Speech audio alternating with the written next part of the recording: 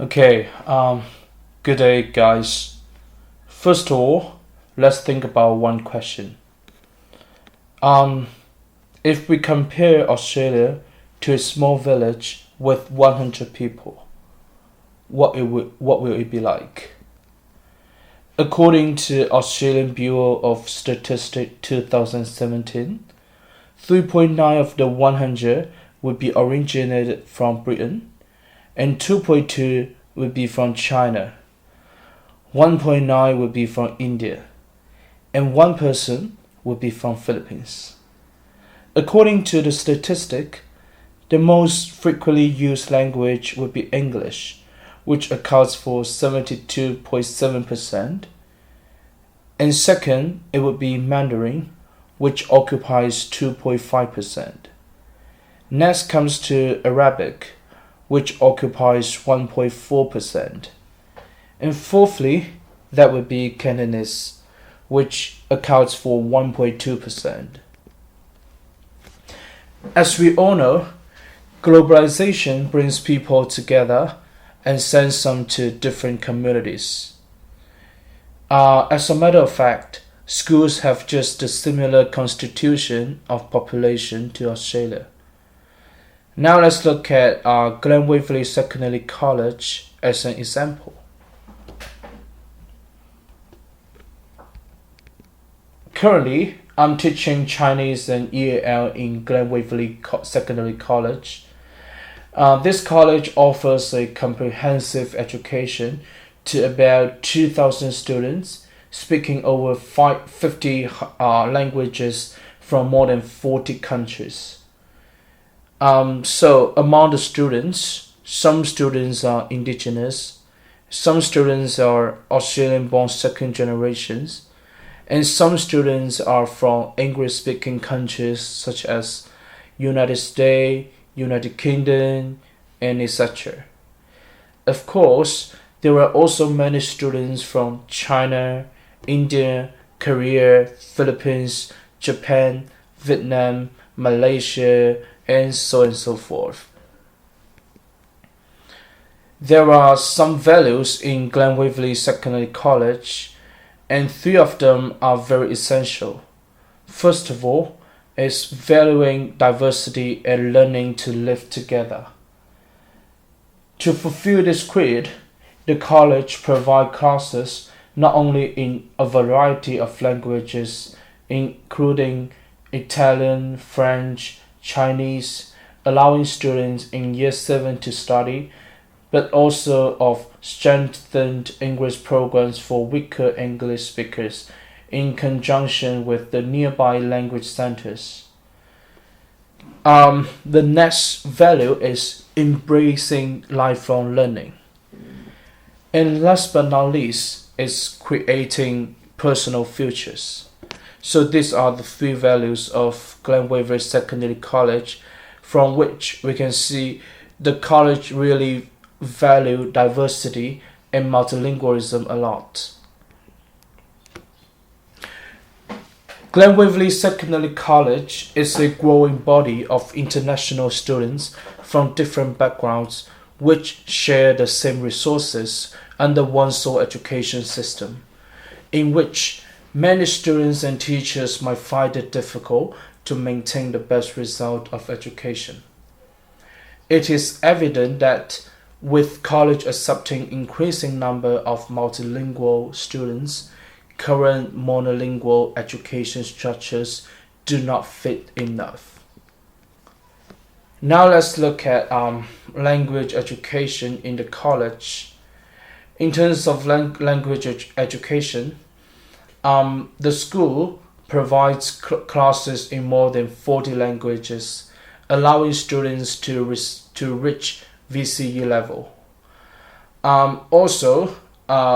It also have strengthened English programs, weekly health study council, online learning community, supplementary ESL tutorials, literacy classes in translanguaging, which is something I'm going to talk about later. And also they have extracurricular activities related to languages and cultures, and resourceful library. However, the school also are facing some challenges. For example, the pedagogy in the school is kind of old-fashioned, and it's pretty much all fixed pattern. Second, the superior and distant status of educator is also one of the challenges of the school. By saying that, I mean, for example, I remember the first day when I went to the school, the coordinator just told me like, we as teachers come here to teach the students. We are not coming here to make friends with them. I was like, really? Because that idea was a little bit paradoxical with my thought, because I'm just that kind of person who is really willing to make friends with the kids. So I don't really think as teacher is simply passing on the knowledge and avoid making friends with them. But the coordinator said like, the kids might always ask you personal questions. You don't have to answer them, you just ignore them or stuff like that. So you don't have to be friends with them, or to be more specific, you just don't be friends with them. So I as far as I'm concerned, I don't really see that as a good thing. So I would think being distant with the students, keeping a distance with the students, or being superior to the students would be one of the challenges of the school. And third is the extension of every student's heritage, language, and culture into the classroom. By saying that, I mean like for the students in Glen Waverley, there are a lot of them are actually from China or Korea or from other cultures. So basically, they're from such a diverse culture environment. Like they speak their heritage language back in home with their parents. Like they speak Chinese at home, they speak Korean at home, they speak Japanese at home. But I don't really see a lot of them bring the language into the school. So we say if they bring their home language or their heritage language to the school, it's really a good opportunity for the school to increase its diversity and multilingualism environment. So I would say, the extension of the heritage language to be brought to the school would be also one of the challenges for the school. According to one investigation of Chinese English bilingual youth in a British monolingual school in 2011, Chinese learners could make critical and creative thinking by utilizing the resources in hand, even the dominant status of English in school, which raised the importance of translanguaging pedagogy in class. So now let's talk about translanguaging pedagogy. This is something I think the school should improve. Apparently, the school also have translanguaging pedagogy to some extent, but I think it's far from enough. So that is also my focus on either my essay or my presentation here. So I think translanguaging pedagogy is something the school can improve. Translanguaging pedagogy in multilingual classroom are approaches to use more than one language to teach students languages or literacy in the classroom. There are many benefits of translanguaging in the classroom. First of all, by using translanguaging pedagogy, most students are involved in the class. Second, it helps the students establish their own identity recognition. And third, it will make students realize that all languages and cultures have no boundary and should be used and valued. Last but not least, literacy and languages are both valued in the class if we use translanguaging pedagogy. So during my placement, I was trying every effort to, to come up with some innovative way to improve the, multilingualism environment in my classroom and in the school. So based on the literature I've read and the research I've done, I found out that like translanguaging pedagogy is really useful to increase the diversity and multilingualism um, environment in the school slash the classroom.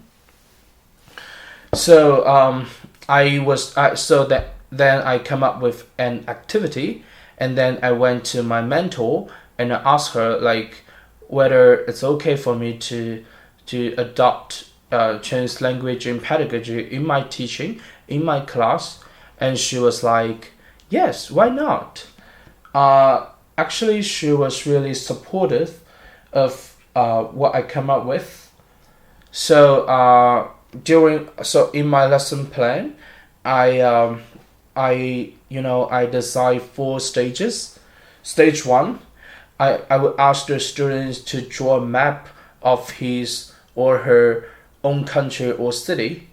In stage 2, I will ask them to describe the map and compare it to some shape in both English and heritage language. In stage 3, I will encourage them to come up with a group name and express the reason why they choose this name. And the last stage, so every student would tell the other one in the group about his name or his city or his country in his own language in 1 minute. And then everyone is trying to remember it and repeat it to the whole class. So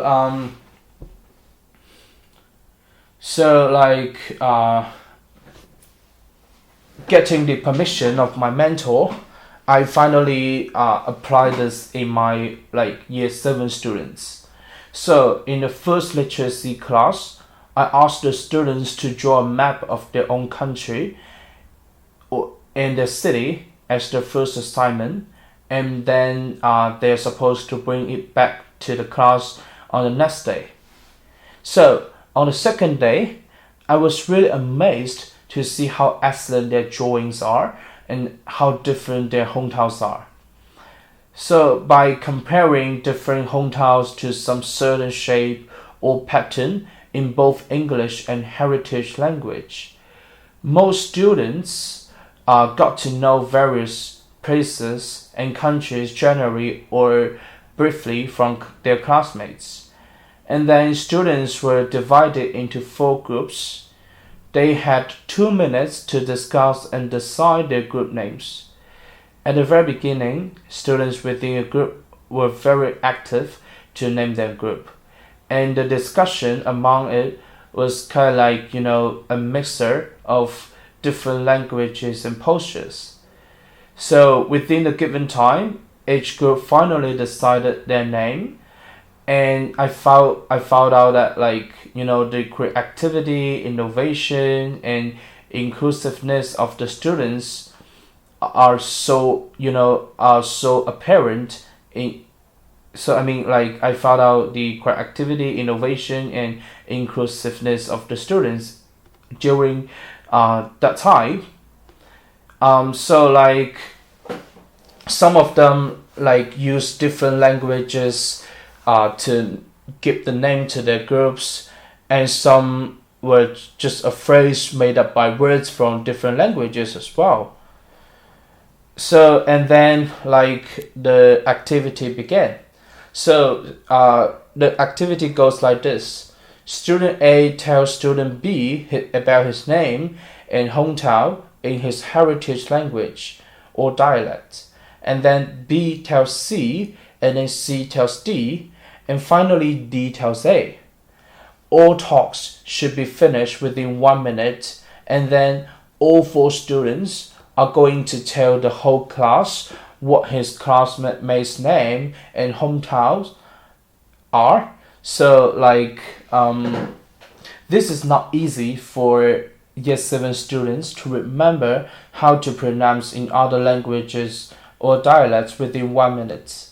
So they have to find a way to achieve it.